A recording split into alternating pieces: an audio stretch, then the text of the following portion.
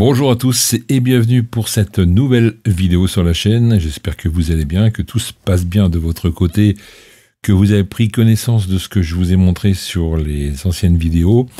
Aujourd'hui, nous allons voir un petit peu quelques astuces et quelques notions sur NinjaTrader qui vont peut-être vous aider pour vous permettre d'avoir d'autres bases solides pour vous préparer à l'examen Lilou. Donc là, nous sommes sur le daily, on est en journalier, donc les marchés sont fermés, et on peut s'apercevoir que, hier, j'avais tracé mon plus haut et mon plus bas de la veille sur la bougie.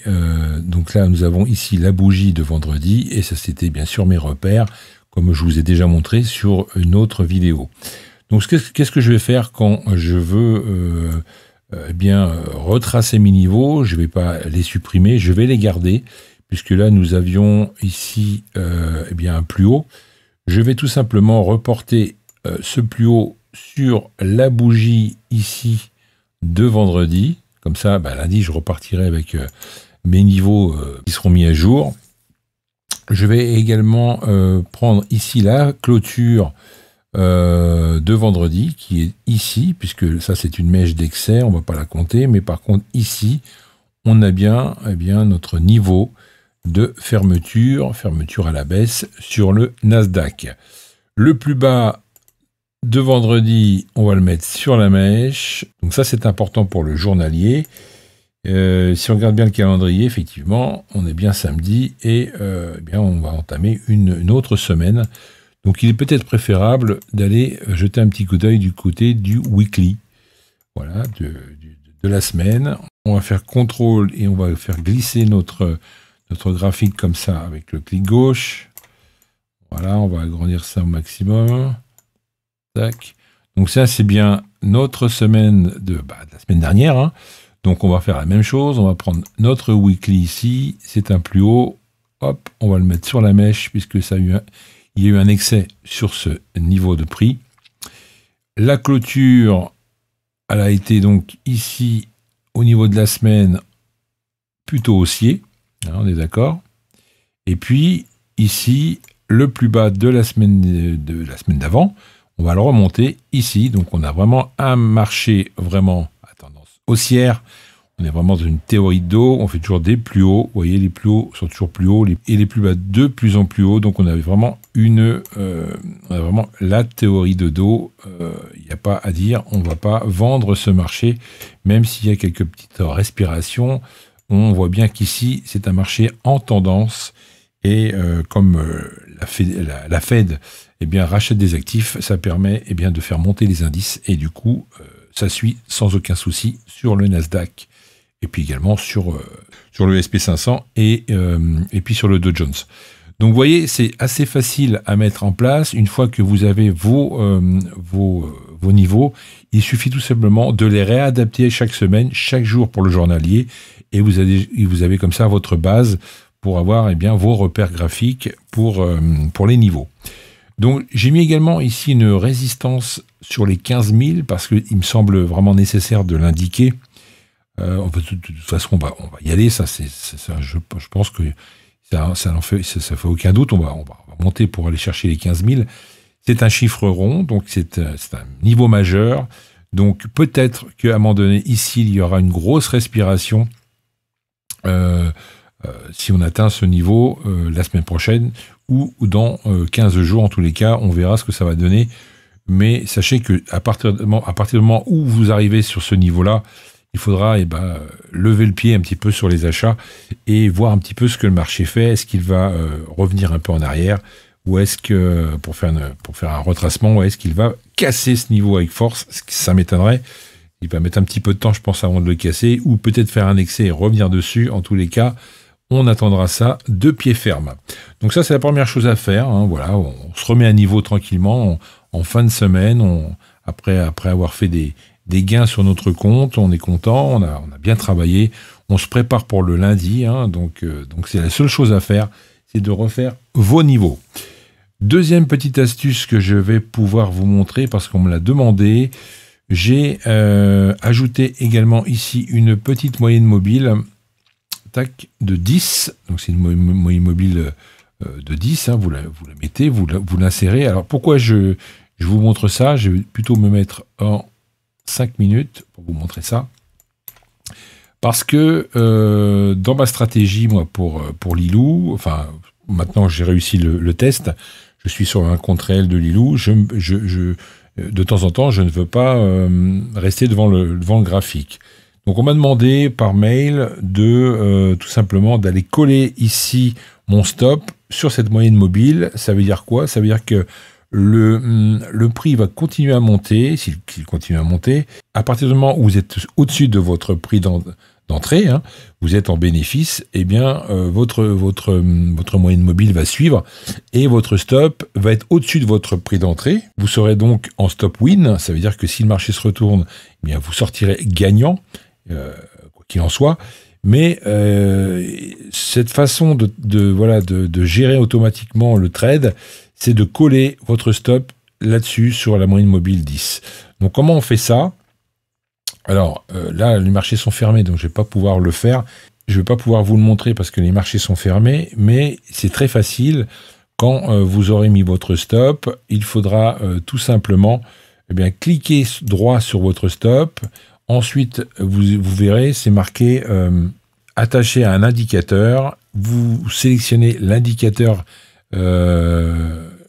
qu'il y a dans le menu, donc ça sera la moyenne mobile 10, et puis vous faites OK. Et à partir du moment où vous faites OK, le stop qui sera au-dessus de votre point d'entrée viendra se coller directement ici, et plus le prix va monter, plus la moyenne mobile va monter, et plus votre stop montera également, et vous pouvez comme ça faire autre chose sans avoir les yeux rivés tout simplement sur votre écran. D'accord? Donc ça, c'est une chose. On m'a également demandé comment dupliquer le même graphique, pour pouvoir également remettre un autre graphique avec la même template. Donc là, vous venez ici, vous cliquez ici, Duplicate dans une nouvelle fenêtre.